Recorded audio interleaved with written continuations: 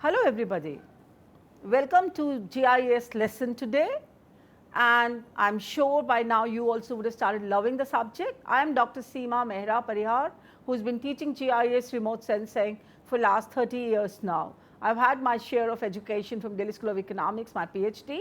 My postdoc is from ITC Netherlands, and even I've had my share of learning from Indian Institute of Remote Sensing, Dehradun. So now let's start working and let's start understanding about the data storage and compaction in geographic information system. It's a part of remote sensing and GIS course. Today we are going to learn following things. Number one, relevance of storage, relevance of compaction techniques, the need in GIS about the storage techniques.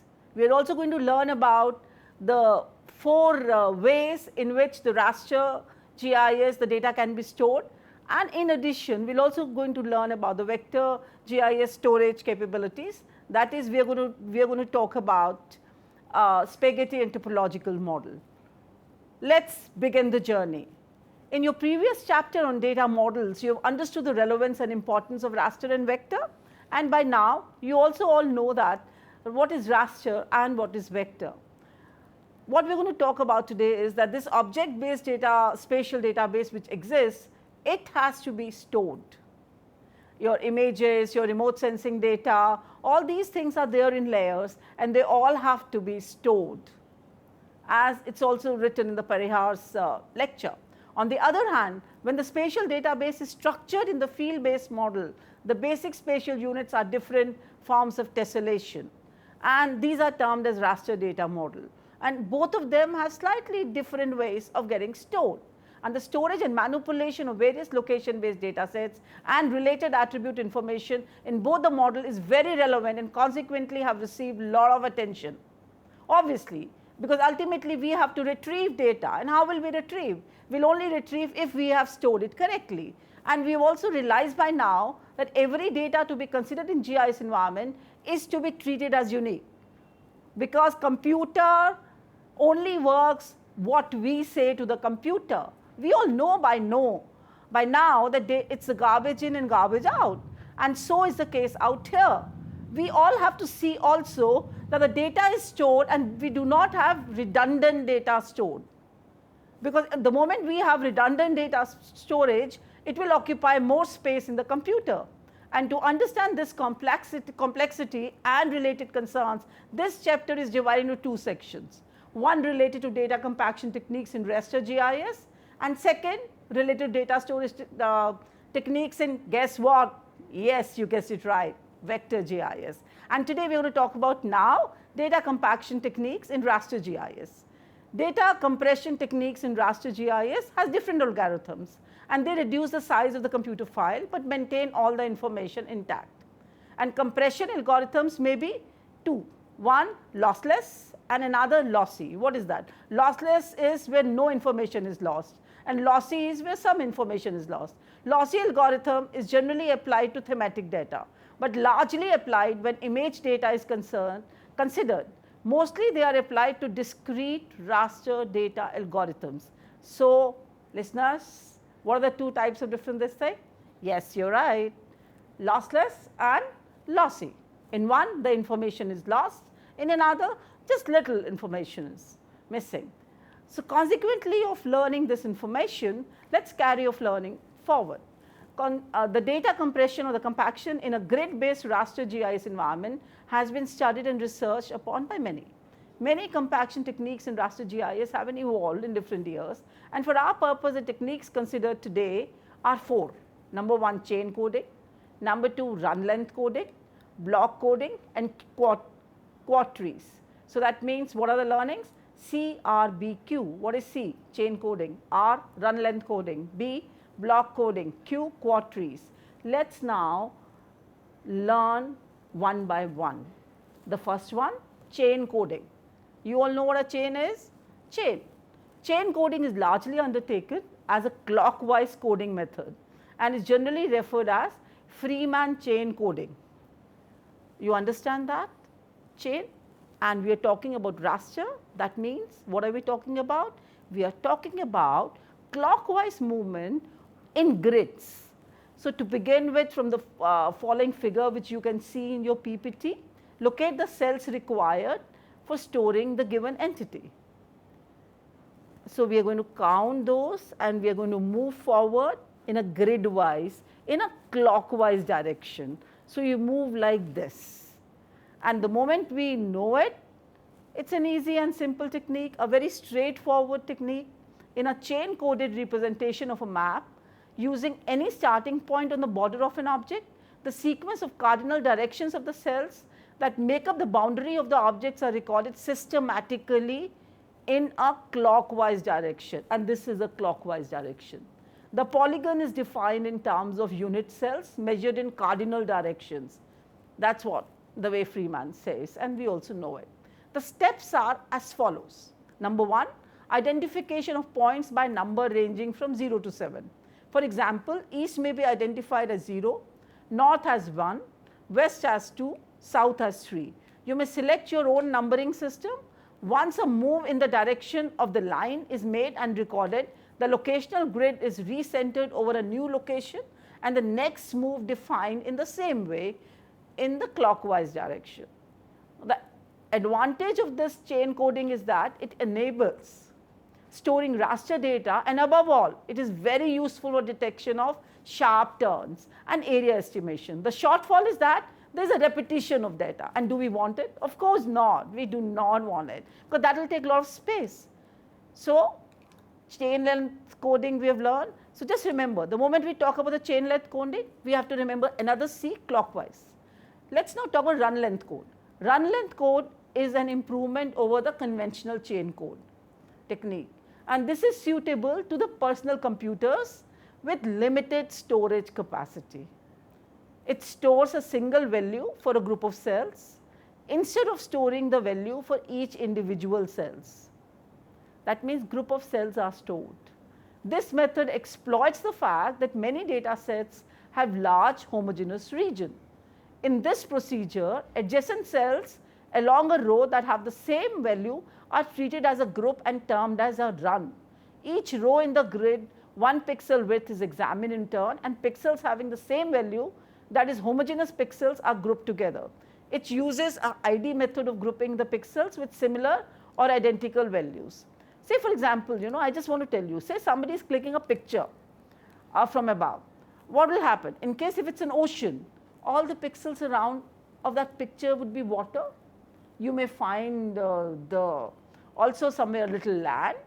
You may also find little trees somewhere, but generally in an image you may find a lot of homogeneous groupings, and this run length coding takes care of that.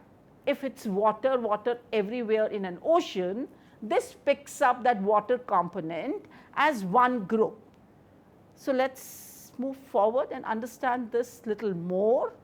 Locate the pixels which are with similar values, and that means water, trees and all that. And then second is position reference be noted. Then sequences of pixels with similar values are replaced in the memory by the positional reference to the first pixel in the grouping and by the number representing the number of pixels in the grouping, as so very clear in the picture. Now when we look at it, the figure which is there, you find that in the first row, what is it? 2, 9, 5, 6, 1, 7. Second row has 8, 6 numbers. Third row has 2, 9, 4, 6 and 2, 7 numbers. Fourth and last row has 1, 9, 1, 8, 1, 9, 2, 6, 2, 7, 1, 5.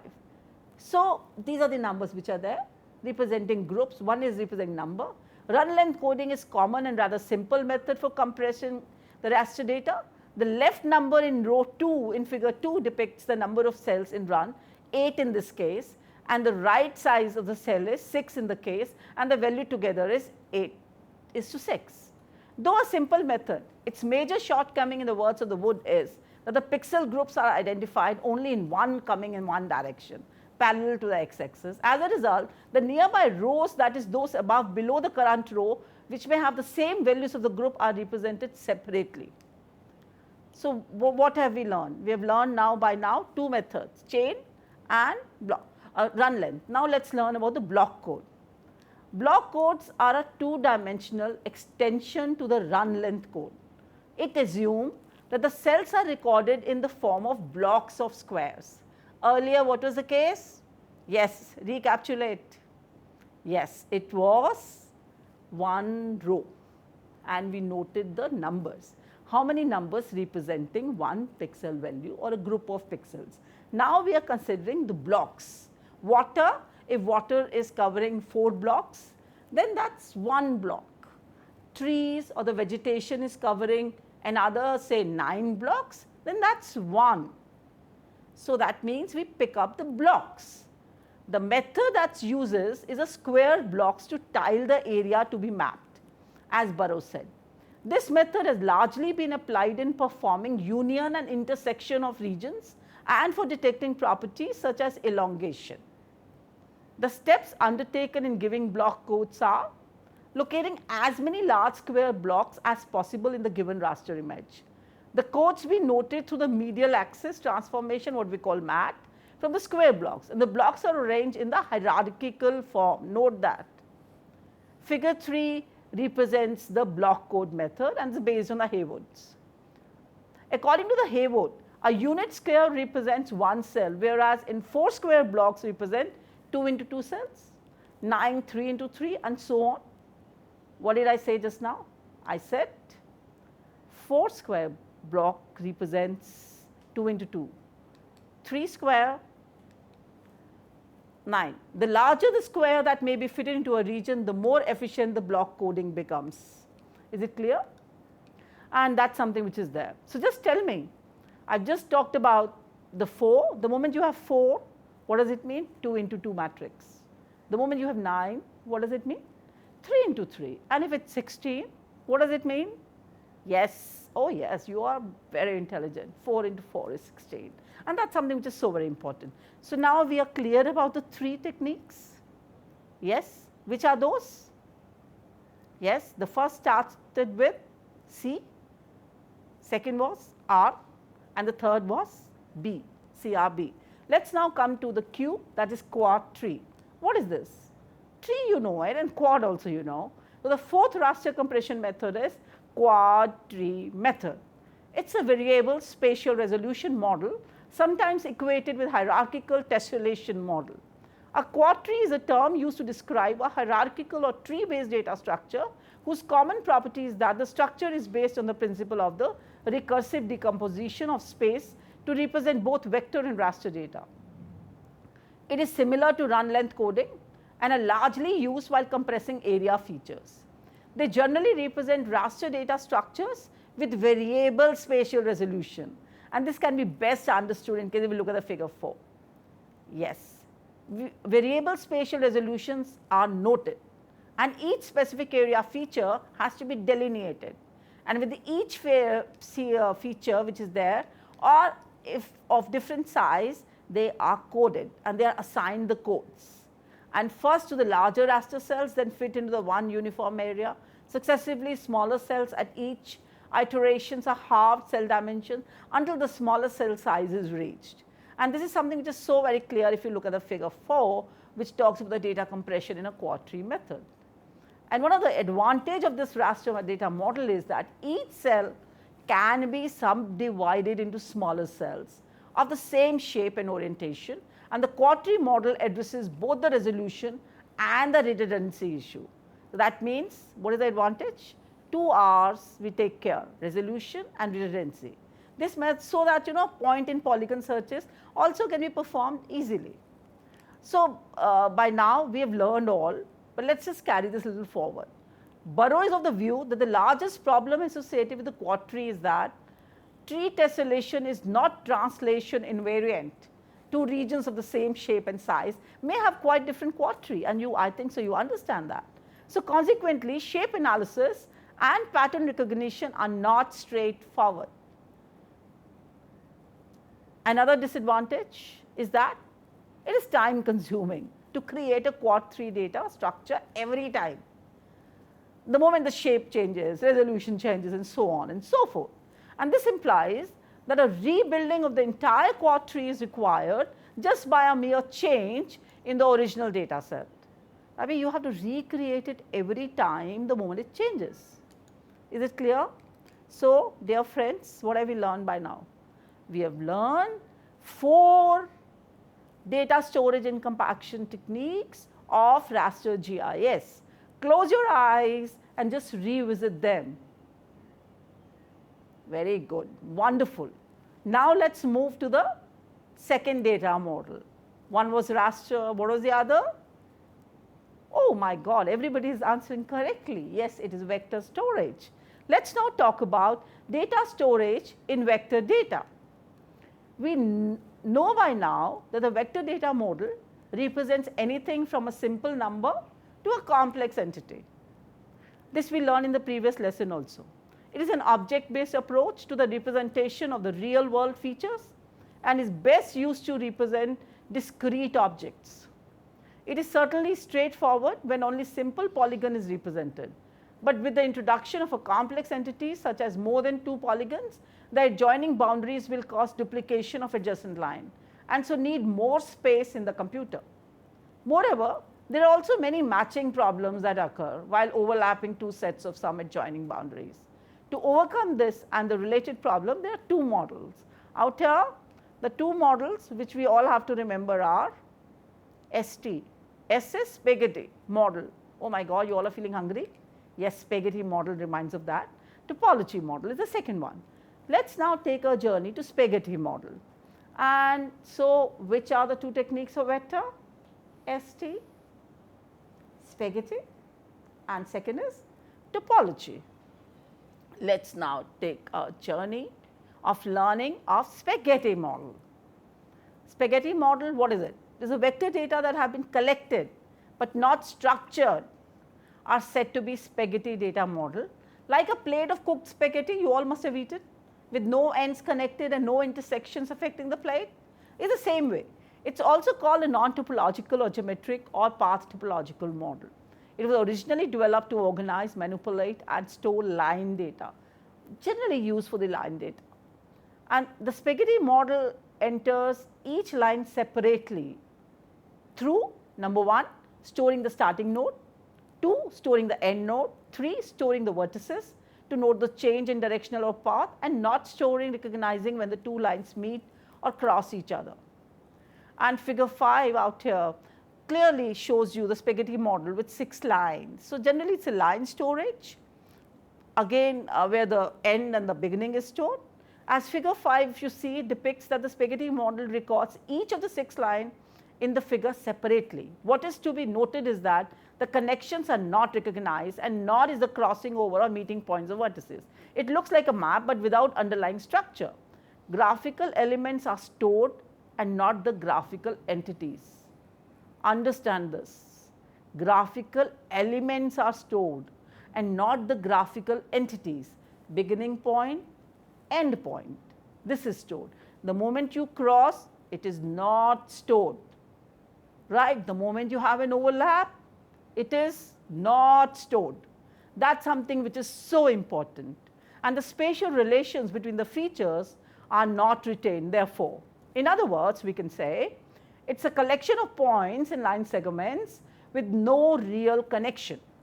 All the information necessary to draw a map is in a place, but is randomly organized, unlinked. This makes organization of the data easy, but makes it very difficult to use for analysis. The spaghetti model does not retain any specific relation. The positive aspect of the spaghetti model is that it's relatively efficient as method of cartographic display and used in computer assisted cartography, like CAD, AutoCAD and all that, where analysis is not the primary purpose. Primary purpose is the drawing, analysis is not. Analysis is important for GIS. So in CAD, what is important? What is used? We need graphical, we need all those maps, we need all those your building maps, we need all those land use maps. For that, spaghetti model is good enough because we are not looking for analysis. Following up this is the point dictionary model. What is this? Point dictionary model. Spaghetti model, point dictionary model. You'll say from where has it come? This is in between topological and spaghetti. So I have not said it's separate. This is a point dictionary model. A marginal improvement over the path topological model, that is the spaghetti model, is a point dictionary model. In this model, both the transformation between numerical coordinates and points is incorporated. That means numerical and the points are incorporated. All coordinate pairs are numbered sequentially. All coordinate pairs are stored in random access allocation. List of the point ID, the unique ID prepared as the address for accessing the appropriate coordinate, and each polygon is stored as a circular list of the points. Simple. If you look at the figure of the point dictionary model, it will become much more clear. Therefore, as depicted in this figure, you will find that the storage requirement are slightly reduced as XY pairs are stored only once. However, each point ID is still stored twice for common boundaries. Though this model saved space in the system, but the adjacency problems still remain. Thus, the point ID values are first retrieved from the polygon list, which in turn are used to retrieve the respective coordinates. And that's again something which is so very important. That means though we are saving than the previous one, spaghetti, but again adjacency problem still exists. That means we are again getting redundant data. Okay, do we have any other method before we come to the topological model? Yes. Let's take ourselves to the second one, third one, or you can say 1A, B, and then second is the topological. Chain dictionary model. What is this chain dictionary model? Chain dictionary model is used to reduce and even overcome most of the time the adjacency problem, that is adjacent boundary problem. The retrieval of area, features of polygon is a three-step procedure in the chain dictionary model. First is retrieval of polygon ID, second retrieval of point ID, and third retrieval of corresponding coordinates. And the figure or the diagram depicts that, the chain dictionary model, and becomes clear to that. That means we are retrieving all, and so this is better. So that means in case if we think of it, what we think of it? We think of it that the first we take spaghetti, and then we come to the second one, and then we come to the third one. But the ones which we are talking about is now topology model, which is also a branch of mathematics, topology. Yes, topology. So what are the two vector GIS storage models? S, spaghetti, T, topology model. Let's understand this. Unlike spaghetti model, topological model explicitly build relationships. Topology is the term used to describe the marking of spatial relationships. In fact, topology adds intelligence to the database in a geospatial environment by explicitly building linkages and evolving relationships. Topology is one of the most useful relationships maintained in many spatial databases. It is defined as the mathematics of connectivity or adjacency of points or lines that determine spatial relationships in a GIS. So in case if I ask you which model is the one which is one of the best ones, it's topology. It understands the connectivity, it understands adjacency, it understands relationships, it understands spatial relationships. That is so very important for spatial analysis. And GIS is what? GIS is spatial information system that talks about analysis by which we can retrieve data anytime, we can predict data, we can simulate a lot of information, and we can build and solve many puzzles, and we can also pick up a scenario which can happen in the future. So that for that what we need is a topological model. Topological data structure logically determines exactly how and where points and lines connect on a map by means of nodes, topological junctions. Burrow calls them, and we also call that now. Tell me, so what are the nodes called? Topological junctions. What you are reminded of your train junctions? Same, it's a junction only where the lines are getting connected. In the process of topology building, relationship points, lines, and areas are calculated and encoded. Topological data define the logical connections between points, lines, and area for geographical description and analysis. Connections between spatial objects, for example, information on areas which bound a line segment, are considered to be topological data. From this, adjacent spatial objects may also be identified. The topology of any line would thus include the starting node, its destination node, and the left and right polygons through which the line passes. and the figure talks about topological model and topological warp model. The topological structure permits, as shown in the figure, encoding of the geometry of the data with no redundancy. The report, in case you look at it, it notes that the geometry of the data is encoded with little or no redundancy in arc node structure, and the database can also include attribute data for each node. And these are expanded in the attribute table, which explicitly links it to the geometry of the spatial object. So, in case if we look at the three these structures, one is connectivity. Arcs connect to each other at nodes and provide information about linkages among spatial features. An arc node topology was developed several decades ago as a convenient way to store information of this sort. It is used to encode information, which is also used in the census data, the boundary files, and people have been using it.